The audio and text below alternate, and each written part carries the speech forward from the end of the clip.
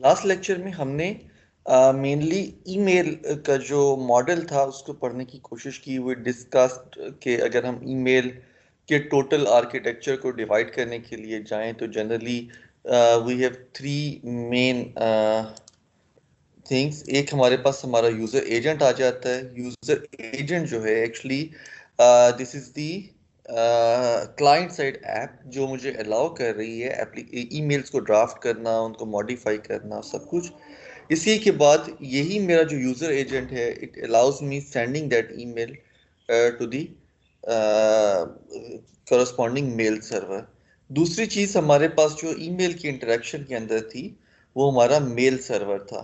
हमने बात की थी कि हमारे पास बहुत सी कंपनीज, बहुत सारी ऑर्गेनाइजेशंस हैं जो they can be offering the email services. तो for example we can have a mail server from Gmail, we can have mail server from Hotmail, ठीक है, we can have mail server from Yahoo.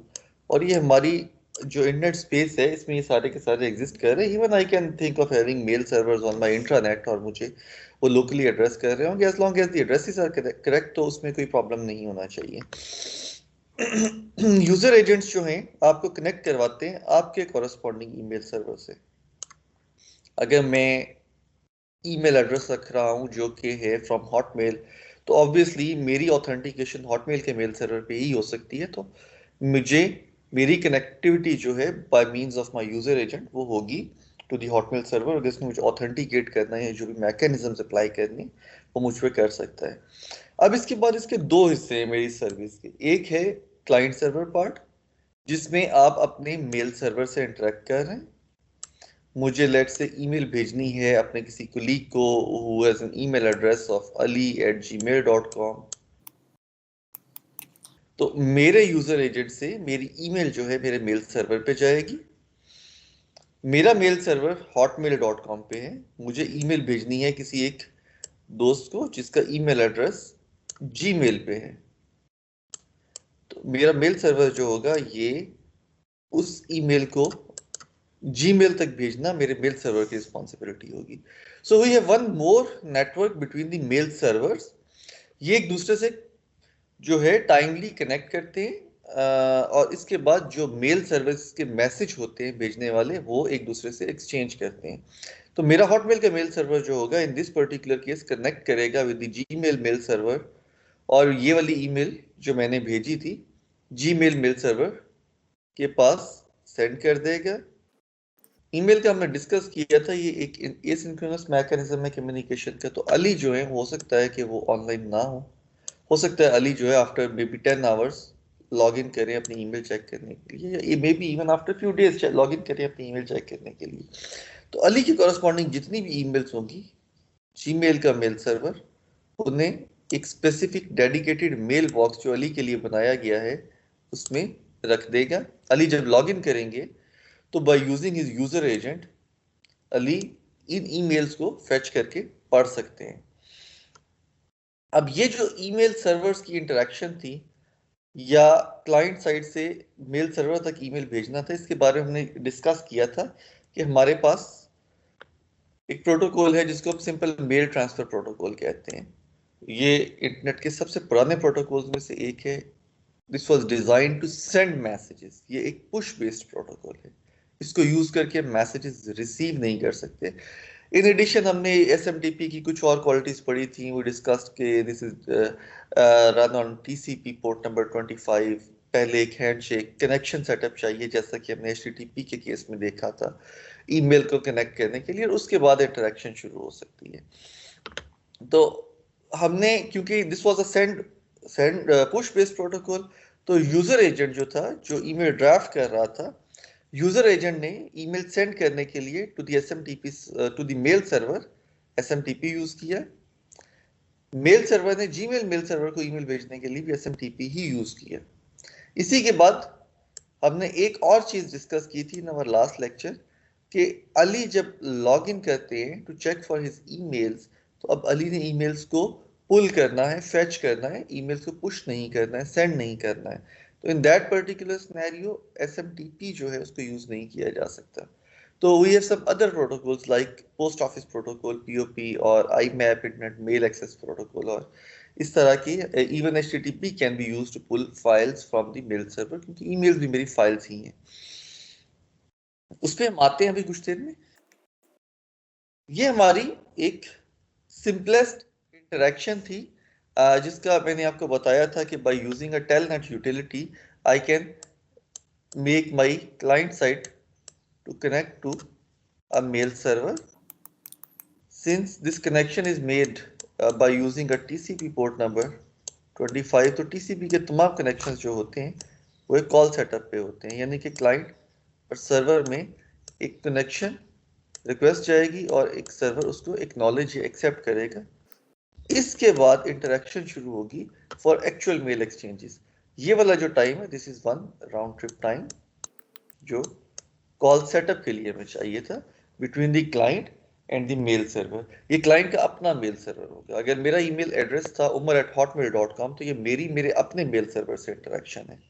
अगर मुझे Gmail पे किसी को email भेजनी है तो obviously as we discussed and agreed, मुझे जीमेल से डायरेक्ट इंटरेक्ट करना चाहिए भी नहीं और मुझे उसकी जरूरत भी नहीं है। तो my own mail server will actually contact the Gmail's mail server और मेरी ईमेल्स को फॉरवर्ड करेगा। तो क्लाइंट जब अपने सर्वर से कांटेक्ट कर रहा होता है बाय यूजिंग SMTP, तो SMTP में 3 हिस्से हैं। पहला हिस्सा जो है वो हैंड शेकिंग का हिस्सा है। इसके बाद दूसरा हिस्सा जो है ईमेल सेंड करने का हिस्सा है, और तीसरा हिस्सा जो है वो मैसेज को टर्मिनेट करने का हिस्सा है। ये जो हैंडशेक है, जो हमारा पहले 3 लाइंस में आ रहा है, ये हैंडशेक जो है ये डिफरेंट है फ्रॉम द TCP हैंडशेक जो कि कनेक्शन बनाने के लिए हमने इस्तेमाल किया है क्लाइंट एंड सर्वर साइड। ये एक डिफरेंट हैंडशेक है।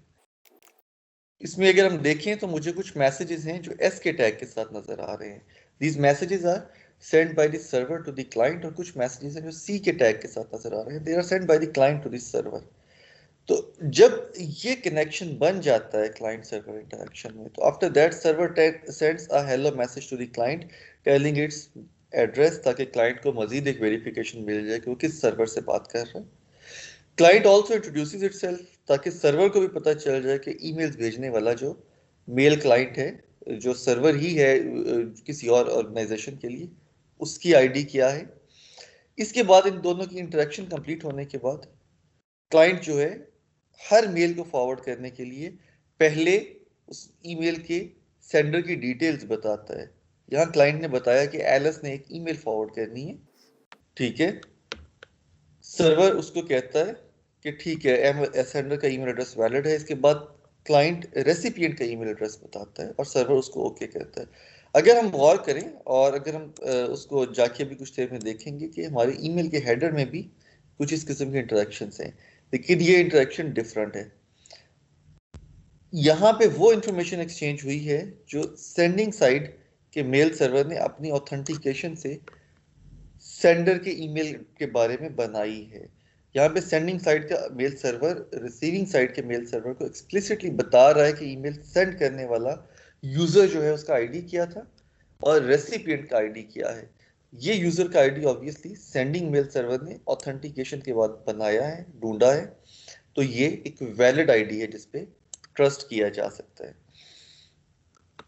इस ईमेल को ट्रांसफर करने के बाद अगर सर्वर चाहे और उसके पास क्यू में और आउटगोइंग मैसेजेस हों, तो server can again resend more and more messages. ये वाली जो मेल फ्रॉम की लाइन थी ये रिपीट होती जाएंगी टिल द टाइम सारे के सारे ईमेल्स भेज दिए गए हैं। इसके बाद सर्वर जो है टर्मिनेट्स द कनेक्शन। इसी तरह से अगर कुछ देर के बाद हॉटमेल के सर्वर ने जीमेल के सर्वर को या किसी और सर्वर ने जीमेल के सर्वर को कुछ भेजना था, तो वो अपना कनेक्शन बना के वैसे ही ईमेल्स फॉरवर्ड कर सकते हैं। SMTP के बारे में हमने जैसे लास्ट टाइम भी डिस्कस किया था, it is a push based protocol. हमने दो टर्मिनोलॉजीज पे भी एग्री किया था in our last discussion. One is push and one is pull. हमने कहा था कि whenever we need to send messages, just a second, I do have an exam duty also, just let me coordinate. हमने last time discuss किया था कि हमारे पास जो HTTP है, हमने पुश और पुल की दो टर्मिनोलॉजीज को लास्ट टाइम पे डिस्कस किया था। हमने कहा था कि प्रोटोकॉल्स जो हैं स्पेशली हमारे एप्लीकेशन लेवल पे टू एक्सचेंज डेटा, वो दोनों कैरेक्टरिस्टिक्स रख सकते हैं। देयर आर फ्यू प्रोटोकॉल्स जो सिर्फ डेटा सेंड करना अलाउ करते हैं, तो generally we call them push based protocols. कुछ प्रोटोकॉल्स हैं जो सिर्फ डेटा फेच करना अलाउ करते हैं या उनका कोर पर्पस करना होता है, they are pull based protocols. तो एसएमटीपी हमने कहा था कि एक पुश बेस्ड प्रोटोकॉल है, this was designed actually just to transfer email addresses. HTTP is actually designed to pull और फेच वेब पेजेस, ऑल्दो हमारे पास एचटीटीपी के जो हेडर्स हैं दे अलाउ अस कि हम अपनी उसकी जो बॉडी का पार्ट है, जैसे हमने हेडर फॉर्मेट्स देखे थे, वहां पे कुछ मैसेज डेटा भी भेज सकते हैं, तो हम उनसे दोनों काम ले जरूर सकते हैं, लेकिन जनरली जो डिजाइन था एचटीटीपी का, that was to pull web pages और to pull any files. ASCII based interaction थी एसएमटीपी की, जैसे हमने अभी देखा। इसका मतलब ये है कि अगर मुझे कोई एग्जीक्यूटेबल या कोई अटैचमेंट या इस तरह की चीजें देनी है तो they have to be encoded to ASCII characters readable, ताकि मेरी वो ईमेल जो है एसएमटीपी के ऊपर ट्रांसफर हो सके। ईमेल का एंड शो करने के लिए जनरली हम ये एक जो कैरेज रिटर्न लाइन फीड के साथ ट्रेलिंग और लीडिंग एक डॉट यूज करते हैं, दैट एक्चुअली टेल्स कि यहाँ पे ईमेल बॉडी जो है खत्म हो चुकी है। तो ये मेरा मेल का हेडर और पूरा वो प्रोटोकॉल का जो वो थी मैसेज फॉर्मेट था, ये मेरा वो ईमेल मैसेज होगा जो मैंने भेजा है। ये हेडर फील्ड्स अलग हैं उन हेडर फील्ड्स के साथ की निस्बत जो हमने यहाँ पे अपनी ईमेल एक्सचेंज में चेक किए थे। जो मेल एक्सचेंज में सर्वर्स के दरमियान मैसेजिंग हो रही है, सर्वर अपने नॉलेज बेस पे बता रहा है कि सेंडर का ईमेल एड्रेस क्या था जो ऑथेंटिकेशन से आया है। तो ये ट्रस्टेड और वैलिड इंफॉर्मेशन है। ये वो हेडर इंफॉर्मेशन है, सेंडर ईमेल एड्रेस और रिसीवर ईमेल एड्रेस, जो आपने आपके यूजर एजेंट ने आपके ईमेल के बॉडी में एम्बेड कर रखी है। अगर आप कोई ईमेल रिसीव करते हैं तो यूजली आपको दिखा ये रहा होता है, लेकिन सिग्नेचर के ऊपर आपको दूसरी इंफॉर्मेशन भी दिखाई जा सकती है। There had been some apps जो अलाउ करती थी इस इंफॉर्मेशन को चेंज करना।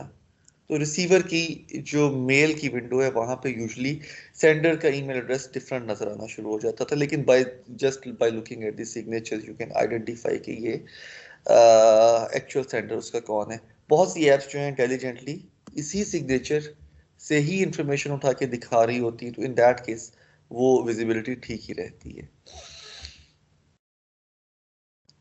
इन तीन हिस्सों से गुजरने के बाद एलएस से ईमेल एलएस के मेल सर्वर पे जा सकती है बाय यूजिंग एसएमटीपी। एलएस के मेल सर्वर से ईमेल बॉब के मेल सर्वर पे जा सकती है by using SMTP.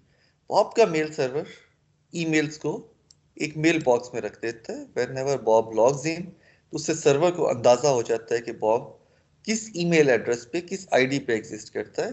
So server can actually send Bob its intended data. वो इंटेंडेड डेटा मांगने के लिए बॉब कई प्रोटोकॉल्स यूज कर सकता है। For example oldest one was post office protocol, ठीक है।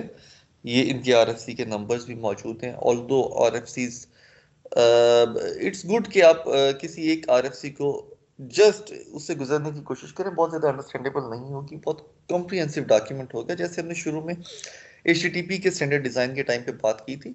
ये बहुत डिटेल लेवल इंफॉर्मेशन आपको दे रहा होगा कि अगर मुझे पोस्ट ऑफिस प्रोटोकॉल इम्प्लीमेंट करके एक यूज़र एजेंट बनाना है तो मुझे कौन कौन से एट्रीब्यूट्स चाहिए और कौन कौन से डिसीजंस लेने हैं और कहाँ कहाँ पे कैसे कैसे चेक्स लगाने हैं एंड ऑल दैट। यहाँ पे एक एग्जांपल सिनेरियो है जो पोस्ट ऑफिस प्रोटोकॉल को यूज करके बॉब ने ईमेल फेच करने के लिए बनाया है। तो पोस्ट ऑफिस प्रोटोकॉल में भी पहला हिस्सा ऑथेंटिकेशन का था। इसके बाद यहाँ पे पॉप में बॉब के पास कुछ कमांड्स हैं। फॉर एग्जांपल लिस्ट कमांड जो है ये अलाउ करती है to view all the emails. Retrieve command जो है ये अलाउ करती है कि आप कोई पर्टिकुलर ईमेल जो है उसको आप डाउनलोड करके रीड कर सकें। डिलीट आपको ईमेल को डिलीट करना अलाउ करता है। तो इस पर्टिकुलर केस में बॉब ने ईमेल्स को देखा, उसको दो ईमेल्स रिसीव हुई थी। उसने ईमेल फर्स्ट को पढ़ा, उसको डिलीट किया, इसके बाद सेकंड ईमेल को पढ़ा, उसके बाद उसको एक्सप्लिसिटली जाके डिलीट किया। रिलेटिवली मॉडर्न ऐसे ही मेल को रिट्रीव करने की हमारे पास जो प्रोटोकॉल है उसमें IMAP आपके पास आ जाता है, जो आपको अलाउ करता है even organising your emails in folders और उसी हायरार्की के साथ आपको सर्च करना और चीज़ों को मैनेज करना जो है अलाउ करता है। Any question so far? Email की सर्विस से हम गुजर चुके हैं, so we will be moving to our next application If you have any questions regarding email तो हम अभी डिस्कस कर सकते हैं. Fine, G, we move towards our next protocol.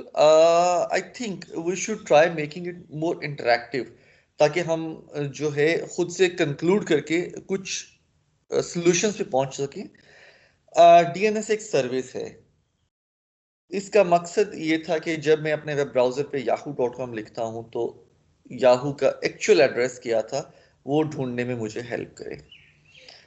अब इसका रैशनल, इसकी वर्किंग और उन सब चीज़ों को हम पहले अपनी एक डिस्कशन से एक रैशनल बिल्ड करने की कोशिश करते हैं, एक डिज़ाइन को समझने की कोशिश करते हैं. इसके बाद वी कैन एक्चुअली सी कि DNS हमारा काम कैसे करता है. First of all let me ask few questions. Is there anyone among you जो क्लेम कर सकता है कि उसे क्लास में सभी लोगों के सेल फोन नंबर्स याद हैं?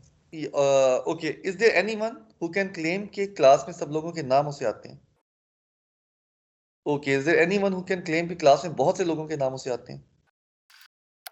सॉरी, मैं सुन नहीं पा रहा हूँ.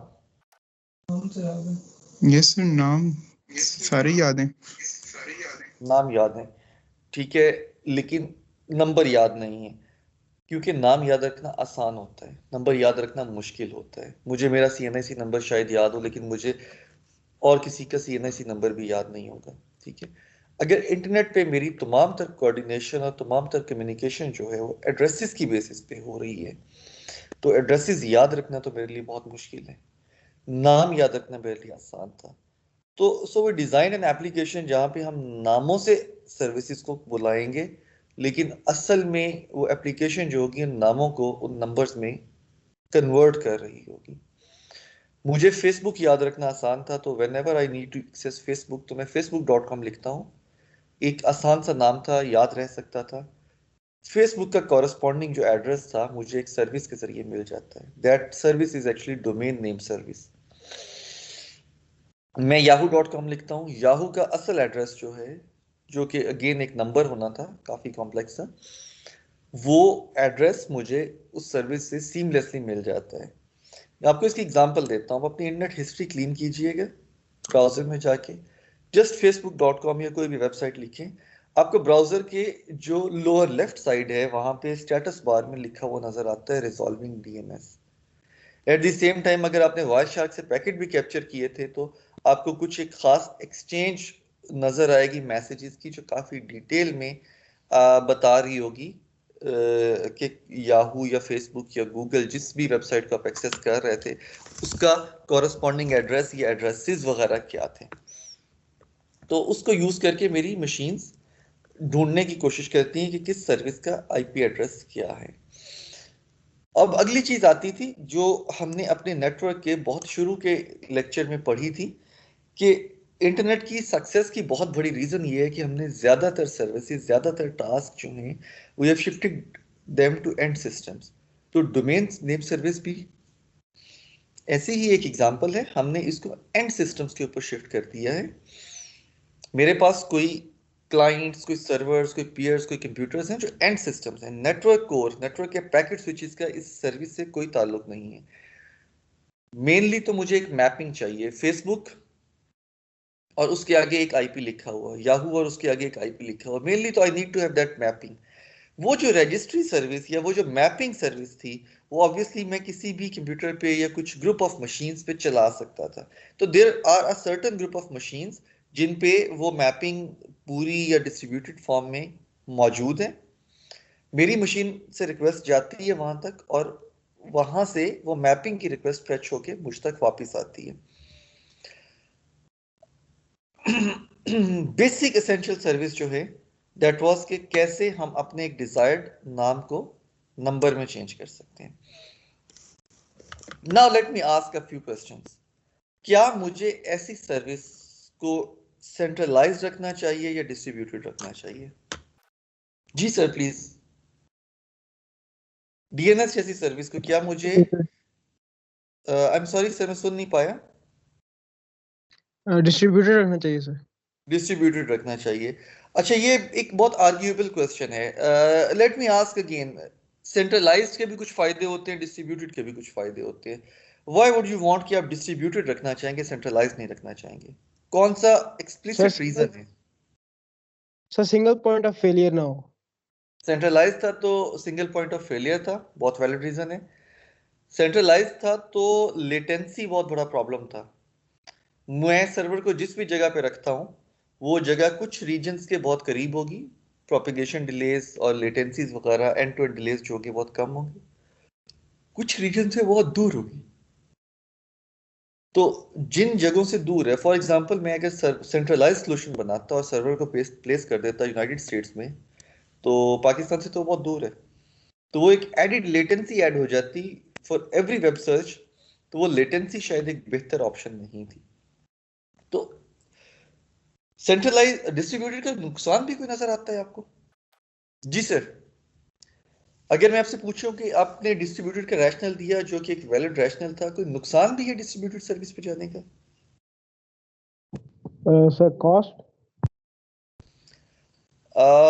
कॉस्ट सेंट्रलाइज में भी आएगी क्योंकि ट्रैफिक वॉल्यूम जब इतना ज्यादा होगा, यू कैन इमेजिन कि हर वो वेब जो हम एक्सेस करते हैं और इवन उसमें पता नहीं कितने यूआरएल्स होते हैं, हर ईमेल जो हम करते हैं, हर हमारा जो टाइम इंटरनेट पे गुजर रहा होता है, यूजुअली उसमें मल्टीपल टाइम्स हमारी डीएनएस को रिजॉल्व करने की रिक्वेस्ट जा रही होती हैं।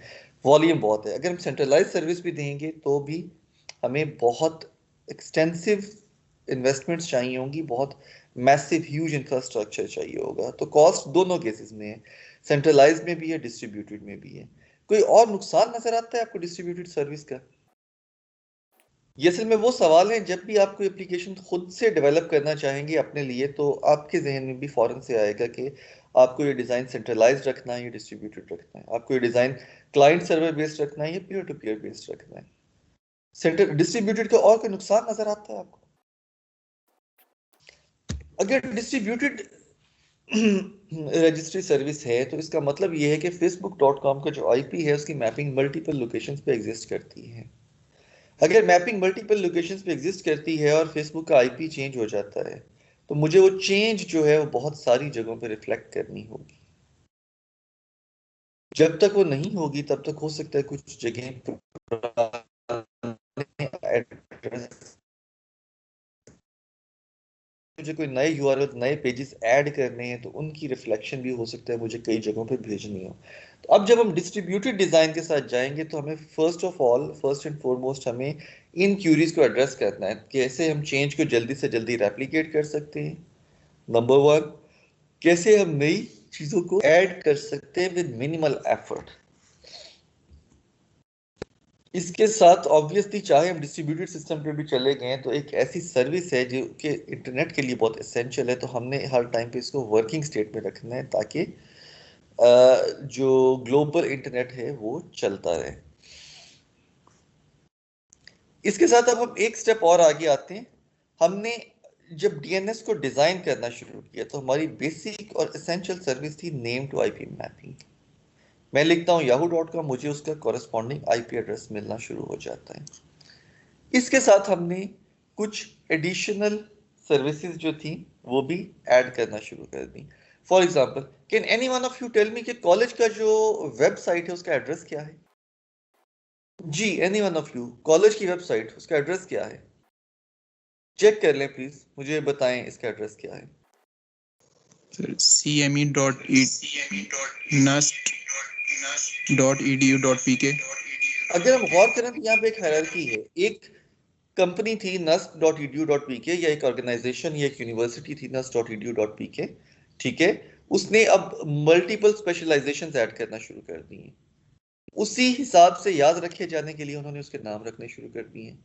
फॉर एग्जांपल ईएमई एक एंटिटी थी यहाँ पे, ईएमई एक स्टैंड अलोन कॉलेज था, उसका नाम रख दिया ceme.nust.edu.pk। ईएमई में कंप्यूटर इंजीनियरिंग डिपार्टमेंट है। अगर मुझे कंप्यूटर इंजीनियरिंग की वेबसाइट बनानी होती तो प्रॉबेबली मैं कह सकता था dc at या dcsc@ceme.nust.edu.pk। उसमें कंप्यूटर इंजीनियरिंग एक प्रोग्राम भी है, उसमें डिग्री 42 भी है। तो शायद आपकी डिग्री का एक जो होता वेब एड्रेस वो कुछ इस किस्म का होता कि degree42.dc.ceme.nust.edu.pk। अब हो सकता है डिग्री 42 के लिए मेल सर्विस भी चल रही होती, वेब सर्विस भी चल रही होती, दूसरी चीजें भी चल रही होती। एक काफी बड़ा सारा काफी मुश्किल सा एड्रेस होता, वो शायद किसी को याद नहीं रह पाता। उसका एक आसान अल्टरनेट ये था कि मैं आपका एड्रेस तो वैसे ही चलाऊं नस्ट के ऊपर सीईएमई पे, डीसीई में डिग्री 42, लेकिन उसके साथ ही मैं चाहूं कि मैं जब भी अपने ब्राउजर में degree42.com लिखूं, मुझे वो जो बड़ा सारा एड्रेस था वो मिल जाए। बहुत सी वेबसाइट्स के केसेस में आपको ये चीज नजर आती है। तो एलियस ऐड करना, हम क्योंकि सर्विस तो यूज करने जा ही रहे थे नेमिंग की, हमने सोचा कि इसके साथ हम एलियस ऐड करना भी शुरू कर देते हैं ताकि हम कुछ मुश्किल वेब पेजेस को आसान वेब पेज बनाना शुरू कर दें। इवन वेब मल्टीपल नामों से मैं वेबसाइट्स को चलाना भी सपोर्ट कर सकता हूँ। मसलन मैं तो लिखता हूँ cricinfo.com, cricinfo got acquired by some other company, that website actually became ESPN cricinfo। तो मैं तो आज भी cricinfo.com लिखता हूँ, लेकिन वो वेबसाइट जो है मुझे कोई और खोल के दिखा दी जाती है। मैं एलियस और मल्टीपल नामों से चीजें चला सकता हूँ। हॉटमेल का जो एड्रेस है वो हो सकता है कि एक्चुअल आईबी जो एड्रेस है वो काफी डिफरेंट एड्रेस हो, लेकिन मैं सिर्फ hotmail.com लिखता हूँ तो वो खुल जाती है। एलियस दूसरी सर्विस मुझे मिलना शुरू हो गई नेम टू आईपी मैपिंग के अलावा। जब हम इधर गए तो हमने सोचा कि मेल एक अलग सर्विस है और वेब एक अलग सर्विस है। फॉर एग्जांपल मैंने अभी आपसे डीसीई की बात की, तो we could be having a website dce.came.nust.edu.pk, common सी हायरार्की है, एक कॉमन सा कैनोनिकल स्ट्रक्चर है जिसके साथ ये ईमेल एड्रेस बना हुआ है। अब डीसीई हो सकता है अपना मेल सर्वर भी रखना चाहे, तो उसका बड़ा ही एक सूटेबल नाम हो सकता है mail.dce.nust. अब डीसीई का एक मेल सर्वर है और एक वेब सर्वर है। वेब सर्वर जो है मुझे वेब दिखा रहा है और मेल सर्वर जो है मुझे मेल दिखा रहा है। अब मैं ये चाहता हूं कि जब मुझे ईमेल एक्सेस करनी हो तो मुझे मेल सर्वर का आईपी मिले, और जब वेब एक्सेस करनी हो तो मुझे वेब सर्वर का आईपी मिले। तो मैं मेल सर्वर के लिए भी यहाँ पे रिकॉर्ड्स स्टोर करने की कोशिश कर सकता हूँ। एलिसिंग वाज वन फीचर, दूसरा फीचर रिकॉर्ड स्टोरिंग के लिए आ रहा है। तो अब जब भी मेरा यूजर एजेंट ईमेल क्लाइंट का आईपी मांगेगा तो वो मेल सर्वर का आईपी मांगेगा, और जब भी मेरा यूजर एजेंट जो है किसी वेब ब्राउजर का आईपी मांगेगा तो वो हो सकता है कि वेब सर्वर का आईपी मांगे। तो मैंने मेल सर्वर को भी इसी चीज के अंदर एडजस्ट कर दिया। तो मैं तो अभी yahoo.com ही लिखता हूँ, लेकिन अपने मेल क्लाइंट से अगर मैं yahoo.com लिख के जाता हूँ या hotmail.com लिख के जाता हूँ तो मुझे वो उसका ईमेल वाला आईपी देता है। और अगर मैं अपने वेब क्लाइंट से जाता हूँ, वेबसाइट के ऊपर ब्राउजर के ऊपर जाके लिखता हूँ, तो वो मुझे उसका वेब सर्वर का आईपी देता है। ऑल दोनों में लिंकिंग मौजूद है, दोनों बड़ा सीमलेसली शिफ्ट करवा के आपको एक से दूसरी जगह पे ले जा सकते हैं। Load distribution was one other service. Do you believe कि जब मैं गूगल को एक्सेस करता हूं तो मुझे हमेशा एक सेंट्रलाइज्ड गूगल सर्वर से रिप्लाई मिलता है? जी anyone please.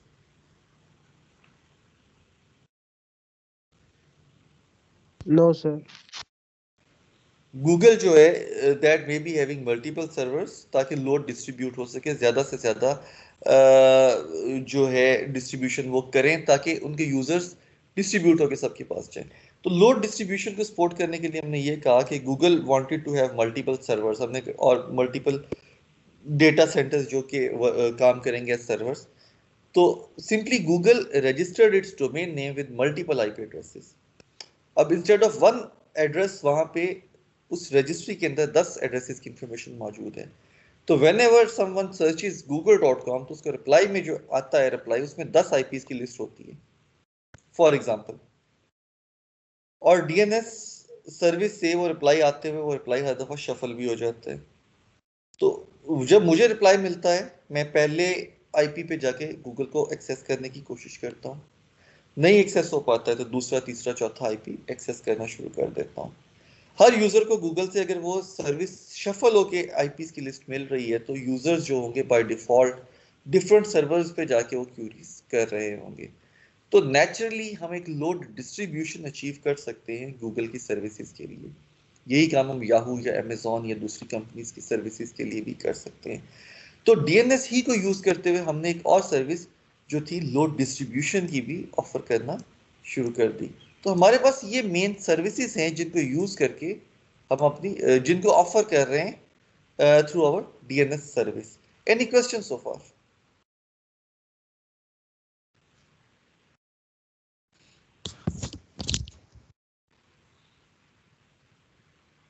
Ji, any questions? वो कभी जब हम किसी वेबसाइट पे लॉगिन करते हैं तो वो आता है DNS server did not respond, तो सर वो उसका क्या मतलब होता है कि I'm DNS sorry, की दोबारा पूछिए प्लीज। सर समटाइम जो है हम किसी भी वेबसाइट पे लॉगिन वगैरह करते हैं तो वो आता है, मैसेज आता है, एरर मैसेज के DNS server did not respond, तो इसका ये सोल्यूशन फेलियर का मैसेज आता है आपको। जी, आपका सर्वर जो था either that was not accessible, usually यही केस होता है, क्योंकि डीएनएस को हम जैसे जैसे आगे जा रहे हैं हम देखेंगे कि हमने इतने अच्छे से डिस्ट्रीब्यूट कर रखा है कि यूजुअली अनरिस्पॉन्सिव नहीं होता है सर्वर। यूजुअली रीजन आपकी कनेक्टिविटी में होती है, आप सर्वर को कांटेक्ट नहीं कर पा रहे होते हैं। जी, डीएनएस रेजोल्यूशन फेल हो रही होती है। यूजुअली रीजन ये होता है कि आप जिस डीएनएस सर्वर के पास जा रहे होते हैं वो किसी वजह से आपके लिए एक्सेसिबल नहीं होता है या वो अवेलेबल नहीं होता है। थोड़ी सी देर के बाद हम देखते हैं कि हमने असल में जो डीएनएस सर्वर रखा होता है वो हमारी लोकल हायरार्की में मौजूद एक मशीन होती है जिसका अनएक्सेसिबल होना कुछ देर के लिए एक यूजुअल मैटर हो सकता है। उसके अल्टरनेट्स भी हैं। आप अपनी एड्रेस सेटिंग में अगर कोई और डीएनएस सर्वर रख देंगे तो वो इशू रिजॉल्व हो जाएगा। आपने अगर अपनी कभी भी मशीन में आईपी सेटिंग्स की हैं, यूजुअली आपकी राइट साइड पे नीचे जो आइकन आ रहा होता है नेटवर्क का, वहाँ पे अगर आप जाएं नेटवर्क एंड शेयरिंग सेंटर में, तो वहाँ पे आप अपनी आईपी सेटिंग्स जब करते हैं तो आप यूजुअली 3 से 4 चीज़ें बताते हैं। आईपी एड्रेस, आपका जो है मास्क, वहाँ पे उसके साथ ही आपका एक गेटवे एड्रेस और एक डीएनएस सर्वर एड्रेस भी होता है। तो ये वो एड्रेस है जो आपने खुद बता रखा है कि कहाँ से इसको रिजॉल्व करवाना है। अगर जब आप आईपी एड्रेसिंग को ठीक से समझना शुरू होंगे तो तब आप देखेंगे, आपको अंदाजा होगा कि usually that address is a local address. वो पब्लिक इंटरनेट का एड्रेस यूजुअली नहीं होता। तो आपकी एक लोकल मशीन है that is sometimes which is not accessible, लेकिन उसके अल्टरनेट्स भी हैं जिसको हम कुछ आगे जाते हैं तो उसको मैं आपको बताने की भी कोशिश करता हूँ कि उसके अल्टरनेट आप किस तरह यूज कर सकते हैं। हमने डिस्कस किया था कि डीएनएस को सेंट्रलाइज्ड रखना एक बेहतर सोल्यूशन नहीं है, हम इसको डिस्ट्रीब्यूटेड करते हैं। तो हम डीएनएस के एक बहुत ज़बरदस्त, बहुत अच्छे डिस्ट्रीब्यूटेड स्ट्रक्चर के साथ आज के मॉडर्न डीएनएस को चला रहे हैं। अगर आपने कभी वेबसाइट्स को देखा है तो हर वेबसाइट के नाम के आखिर पे यूजुअली .com, .org, .edu, कुछ इस तरह की चीज़ें नज़र आती हैं। हमने कहा ये सारी की सारी टॉप लेवल डोमेन्स हैं। कंट्रीज के एड्रेसेस नज़र आते हैं, .pk की डोमेन नज़र आती है for example.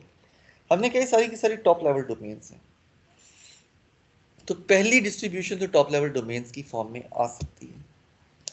Her top level domain या टीएलडी जो है कि डीएनएस की इंफॉर्मेशन को, सर्विसेज को मैनेज करने के लिए कोई एक डेडिकेटेड कंपनी है।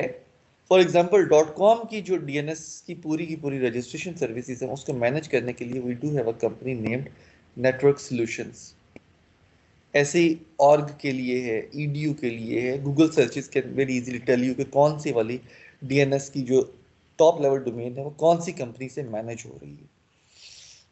तो ये एक नेचुरल डिस्ट्रीब्यूशन तो एग्जिस्ट करती थी मेरे इंटरनेट के अंदर। हमने कुछ रूट सर्वर्स बनाए जिनके पास सिर्फ और सिर्फ आईपी एड्रेसेस की इंफॉर्मेशन थी for these top level domain servers. इससे ज्यादा इंफॉर्मेशन नहीं थी। बेसिकली मैं चाह ये रहा हूँ अपनी सर्विस को इस तरह से डिस्ट्रीब्यूट करूँ कि मैं किसी भी टाइम पे हर फॉर्म में अपनी इंटेंडेड एड्रेसेस जो हैं उनको ढूंढ सकूँ, उनको फेच कर सकूँ, उन पे काम कर सकूँ। तो we made some root DNS servers, multiple बनाए। रीजन वही था कि ज्योग्राफिकली अच्छे से डिस्ट्रीब्यूटेड हो। ये रूट सर्वर्स की ज्योग्राफिक डिस्ट्रीब्यूशन है ताकि लेटेंसी बहुत ज्यादा ना हो हमारी रूट सर्वर्स के लिए। जिस टाइम की ये स्लाइड है उस टाइम पे 13 रूट सर्वर्स थे। आई थिंक शायद अभी भी इतना ही है, मे बी एक दो और सर्वर्स ऐड हो चुके हों। ज्योग्राफिकली डिस्ट्रीब्यूटेड है ताकि किसी भी हिस्से से अगर रिक्वेस्ट आती है तो किसी क्लोजेस्ट लेटेंसी से हम जाके रूट सर्वर्स को एक्सेस कर सकें। रूट सर्वर्स यूजुअली एम्बेडेड होते हैं आपके वेब ब्राउजर्स और आपकी इस तरह की सर्विसेज के अंदर। तो your services know the addresses of root servers, ये फिक्स्ड हैं।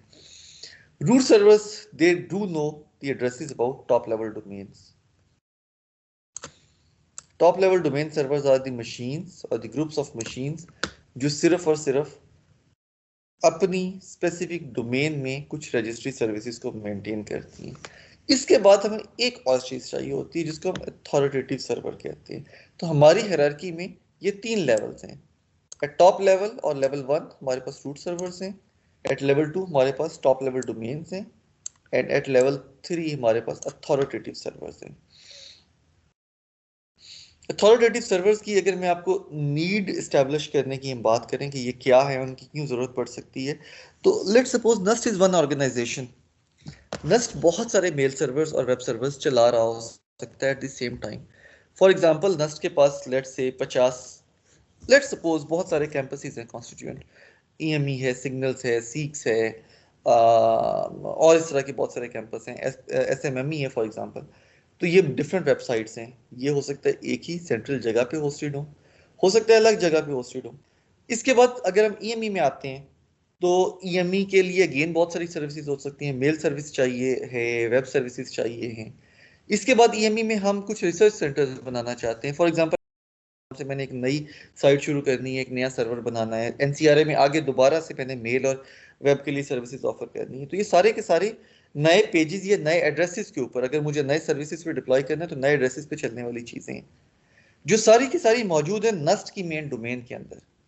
तो इनमें से हर नई ऐड होने वाली वेबसाइट को बजाय इसके कि मैं ईडीयू की मेन रजिस्ट्री में जाके ऐड करूं जो कि इसका वॉल्यूम बहुत बड़ा कर देगी, tens of millions of entries जो है यहीं पे बनाना शुरू कर देगी, मैं यहाँ पे सिर्फ नस्ट की एक ईडीयू की एंट्री ऐड करवाता हूँ और नीचे एक नस्ट का अथॉरिटेटिव सर्वर ऐड कर देता हूँ।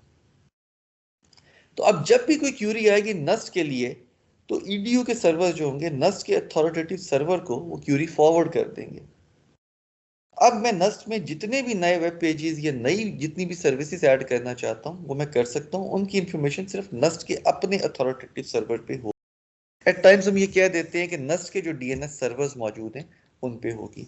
इसके लिए जो एक्चुअली यूज्ड टर्म है वो अथॉरिटेटिव सर्वर्स की टर्म है। यही चीज़ याहू के केस में भी होल्ड करेगी, अमेजॉन के केस में भी होल्ड करेगी। ये यहाँ पे एग्जांपल में ईडीयू में मैसाचुसेट्स की आपको अथॉरिटेटिव सर्वर की बात की गई है, उसमें भी ये चीज़ होल्ड करेगी।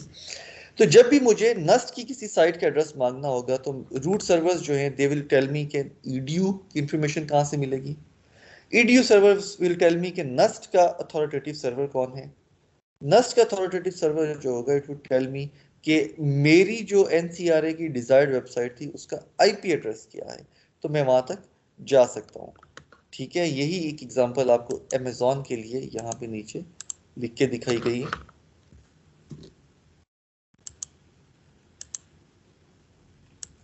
अगर किसी क्लाइंट ने अमेजॉन को एक्सेस करना है तो फौरन से रूट चेक करेगा कि amazon.com की रजिस्ट्री में आती है तो वो .com की तरफ फॉरवर्ड कर देगा। कॉम सर्वर जो है वो अमेजॉन के अथॉरिटेटिव सर्वर पे फॉरवर्ड कर देंगे। अमेजॉन का अथॉरिटेटिव सर्वर जो होगा इसके पास इंफॉर्मेशन मौजूद होगी, हमारी जो एग्जैक्ट डिजायर्ड वेबसाइट है उसके ऊपर जाने की, मुझे वो वाला एड्रेस जो होगा यहाँ से रिटर्न हो जाएगा।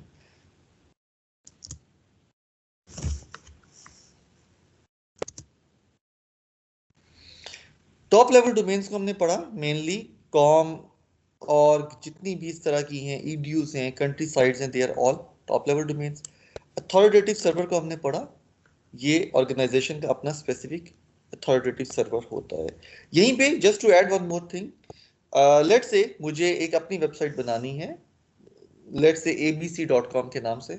इसका मतलब ये होगा कि मेरी abc.com का कॉरेस्पॉन्डिंग आईपी एड्रेस जो है उसको किसी भी यूजर को देने के लिए मुझे चाहिए है कि मेरे पास 2 एंट्रीज हो।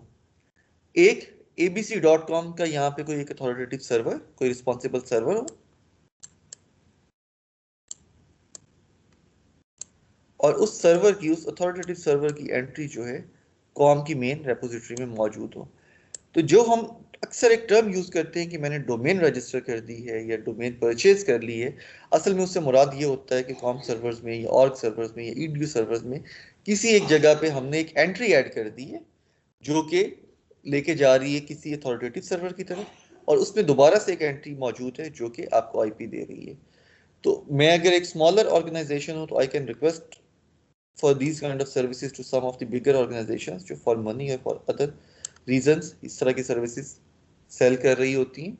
बहुत सारी कंपनीज मौजूद हैं जो वेब होस्टिंग के लिए इस तरह की सर्विसेज देती हैं। ठीक है, अगर मैं एक लार्जर ऑर्गेनाइजेशन हूँ लाइक नस्ट, तो हो सकता है कि मैं खुद से अपना एक अथॉरिटेटिव सर्वर बना दूं और खुद से मैं जाके अपनी कॉम सर्वर्स में ये वाली रजिस्ट्रेशन जो है वो करवा दूं।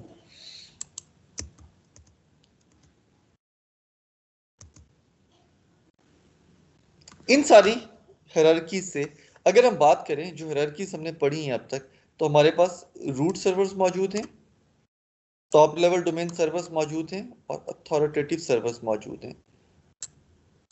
हमारी अभी तक की हायरार्की में जो हमने पढ़ी है, ये 3 मशीन्स मौजूद हैं। एक और मशीन है जो इस स्ट्रिक्ट हायरार्की का हिस्सा नहीं है, लेकिन हम उसको इसमें लेके आते हैं और हमारे इन सर्वर्स पे लोड डिस्ट्रीब्यूशंस को बहुत कम कर देती है। इस मशीन का किसी हद तक जो पर्पस है वैसा ही है जैसा कि वेब के केस में कैशेस का था। ये भी किसी हद तक एक कैश है जो कि बहुत सारी रिक्वेस्ट को मुझे यूजुअली एड्रेस करना शुरू कर देगी। ये लोकल डीएनएस सर्वर जो है यूजुअली मेरी अपनी ही नेटवर्क में मौजूद कोई मशीन होती है, यूजुअली मेरे ही आईएसपी ने डिप्लॉय कर रखी होती है। इस वजह से मैंने आपसे कहा था कि जब आप इसका एड्रेस चेक करेंगे इस मशीन का, तो आप देखेंगे कि लोकल एड्रेस ही आपको यूजुअली नजर आता है, लेकिन लाजमी नहीं कि ये लोकल ही हो। कुछ कंपनीज ने एडिशनली भी इस तरह की सर्विसेज दे रखी हैं। फॉर एग्जांपल गूगल ने 8.8.8 जो है इस पे एक डीएनएस सर्वर चला रखा है जो कि अक्सर लोग यूज करते हैं। Again that is a local DNS server. ये वो वाला आईपी है जो आपने अपनी इंटरनेट सेटिंग्स में जाके डीएनएस एड्रेस पे दे रखा होता है।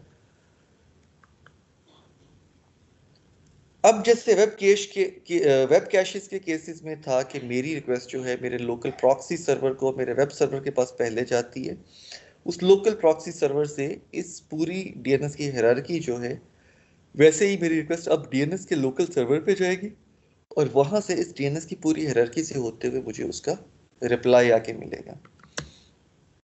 अगर हम इसको ट्रेल करने की इससे गुजरने की कोशिश करें, लेट्स से मुझे एक एड्रेस चाहिए था मैसाचुसेट्स में मौजूद इस मशीन का, तो मेरी रिक्वेस्ट सबसे पहले मेरे रूट डीएनएस सर्वर के पास जाएगी। ये वो लोकली प्लेस्ड मशीन है जो रिस्पॉन्सिबल है मुझे लोकेट करके देने के लिए कोई भी नेम टू आईपी मैपिंग। मेरी ये मशीन जो है अब देखेगी कि ये तो ईडीयू के लिए कोई एक एड्रेस था, सबसे पहले इसको ईडीयू की टीएलडी का एड्रेस चाहिए। तो मेरी मशीन से एक रिक्वेस्ट है जो फॉरवर्ड होती है to the root DNS servers. They tell me कि ईडीयू डीएनएस सर्वर्स जो हैं उनका आईपी क्या है। ईडीयू का जो टॉप लेवल डोमेन है वो मुझे बताते हैं कि मैसाचुसेट्स का जो अथॉरिटेटिव सर्वर है उसका आईडी क्या है। मैसाचुसेट्स के सर्वर पे मेरी जब रिक्वेस्ट जाती है तो ये वाला सर्वर जो है दिस एक्चुअली नोज के इस मशीन का जिसको मैं एक्सेस करना चाह रहा हूँ आईपी क्या है। अब लोकल डीएनएस सर्वर इस एड्रेस को स्टोर करता है और मेरी मशीन को वापस कर देता है। अब क्योंकि मुझे आईपी मिल चुका है तो अब मैं इस मशीन से डायरेक्टली कम्युनिकेट करना शुरू कर सकता हूँ। अब कुछ देर के बाद अगर मेरे नेटवर्क में एक और मशीन आती है और उस मशीन ने भी इसी कंप्यूटर से बात करनी है, तो अब मेरी इस मशीन को यही लोकल डीएनएस सर्वर से फौरन से रिप्लाई मिल जाएगा और मेरी ये मशीन जो है इस कंप्यूटर से डायरेक्टली बात करना शुरू कर देगी। एनी क्वेश्चन सो फार? जी सर, एनी क्वेश्चंस? ये एक मोड ऑफ क्यूरीज था। एक दूसरा मोड ऑफ क्यूरीज, अगर हम फर्क देखते हैं तो यहाँ पे रूट डीएनएस ने खुद से जाके एक स्टार शेप में तमाम की तमाम टीएलडीज से कम्युनिकेट करने की कोशिश की है। पहले वो रूट के पास किया है, फिर टीएलडी के पास किया है, फिर अथॉरिटेटिव सर्वर के पास किया, फिर रिप्लाई लेके मेरे पास आया है। इसको हम आइटरेटेड क्यूरी कहते हैं। रिकर्सिव क्यूरी सपोर्टेड है डीएनएस में, जिसमें मेरा जो लोकल डीएनएस सर्वर था it could have requested the root server कि मुझे वो आईपी एड्रेस जो है ढूंढ के वापस ला दे और वो आईपी एड्रेस वो इस मशीन को वापस कर दे। यूजुअली इस क्यूरी के मैकेनिज्म को अवॉइड किया जाता है ताकि इन सर्वर्स के ऊपर कम से कम लोड रहे नेटवर्क के अंदर। लेकिन अगर मेरी बहुत रिसोर्स कंस्ट्रेंट मशीन्स हैं तो मैं इस मोड में जा सकता हूँ। अगर सर्वर सपोर्ट करना चाहे मुझे उस टाइम पे और एंटरटेन करना चाहे उस टाइम पे, तो इस फॉर्म में मुझे आईपी एड्रेस ढूंढ के दे सकता है। जी, any query so far? I think हमारी रिस्पॉन्सिवनेस कम हो रही है। We can have a small break. We will resume after 10 minutes. तो मैं इसको होल्ड पे ऐसे ही कॉल को रखता हूँ। We can resume in 10 minutes. Let's have a small break ताकि हमारी रिस्पॉन्सिवनेस जो है वो अपने सही लेवल पे वापस आ जाए।